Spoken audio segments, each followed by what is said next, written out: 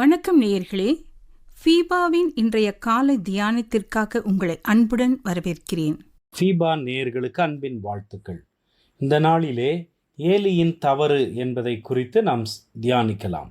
1 Samuel 2வது அதிகாரம் 29வது வசனத்திலே நாம் வாசித்தால், என் வாசஸ்தலத்திலே செலுத்தும்படி நான் கட்டளையிட்ட என் பலியையும் என் காணிக்கையையும் நீங்கள் உதைப்பானேன். என் ஜனமாகிய இஸ்ரவேலின் காணிக்கைகளிலெல்லாம் பிரதானமானவைகளைக் கொண்டு உங்களை கொழுக்க பண்ணும்படிக்கு நீ என்னை பார்க்கிலும் உன் குமாரரை மதிப்பானேன் என்கிறார்.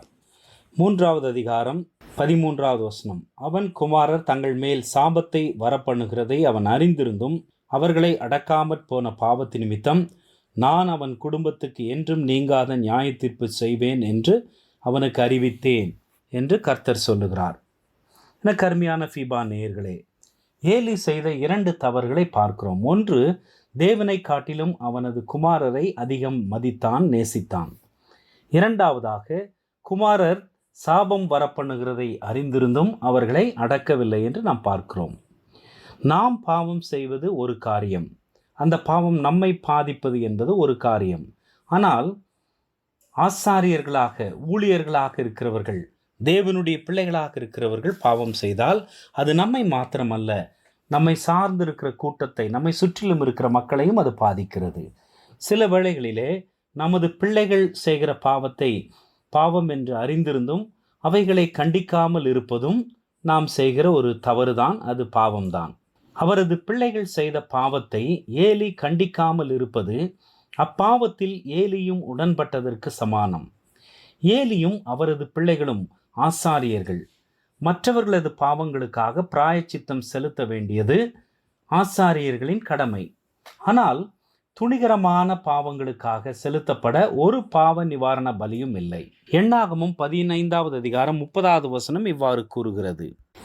அன்றியும் தேசத்திலே பிறந்தவர்களிலாகிலும் அந்நியர்களிலாகிலும் எவனாவது துணிகரமாய் யாதொன்றை செய்தால் அவன் கர்த்தரை நிந்திக்கிறான். அந்த ஆத்துமா தன் ஜனத்தாரில் இராதபடிக்கு அறுப்புண்டு போக வேண்டும் என்று தேவன் கட்டளை கொடுத்திருக்கிறார். இதனை யாரோ ஒரு அந்நியன் செய்யவில்லை, இஸ்ரவேல் கோத்திரத்தில் ஒருவன் செய்யவும் இல்லை, ஆசாரியர்கள் செய்கின்றனர். பிரதான ஆசாரியன் அதை கண்டுகொள்ளாமல் விட்டுவிடுகிறான். தேவனது பிரதிநிதியாக இருக்க வேண்டிய அபிஷேகம் பண்ணப்பட்ட ஆசாரியன் அவனையும் அவனது குமாரரையும் சரியாக அவன் நியாயம் விசாரிக்கவில்லை. யாராக இருந்தாலும் சரி, தேவன் பட்சபாதம் உள்ளவர் அல்ல. ஆசாரியனாக இருந்தாலும் அவனையும் தேவன் விட்டு விடுவதில்லை, நியாயத்திலே கொண்டு வந்து நிறுத்துவார். தேவன் பட்சபாதம் உள்ளவர் அல்ல என்று பல இடங்களிலே வாசிக்கிறோம். உபாகமம் 10:17 கூறுகிறது, அப்போஸ்தலர் 10:34-35 கூறுகிறது, கலாத்தியர் 2:6 இந்த வசனங்களிலெல்லாம் நாம் பார்த்தால் தேவன் பட்சபாதம் உள்ளவர் அல்ல. யாரோ ஒருவரை மேன்மையாகவும் மற்றொருவை தாழ்வாகவும் பார்க்கிறவர் அல்ல நம்முடைய தேவன். தேவன் நீதியுள்ள கர்த்தர், பட்சிக்கிற அக்கினி, பாவத்தை பாராத சுத்த கண்ணர். விசுவாசிகளின் தகப்பனாகிய ஆபிரகாம், அவனுடைய வாழ்க்கையில பாவம் இருந்த போதும் தேவன் அவரை கண்டித்தார். என் வீட்டில் எங்கும் உண்மை உள்ளவன் என்று மோசையை குறித்து சொன்ன அதே தேவன் மோசை செய்த பாவத்தை பொறுத்து கொள்ள முடியவில்லை. உடனடியாக அதற்கு தண்டனையை கொடுக்கிறார். இருதயத்திற்கு ஏற்ற மனிதனாகிய தாவீது என்று சொன்னார். ஆனால் அந்த தாவீது தவறு செய்தபோது, தேவனுக்கு விரோதமான பாவம் செய்தபோது அவனை தண்டித்தார்.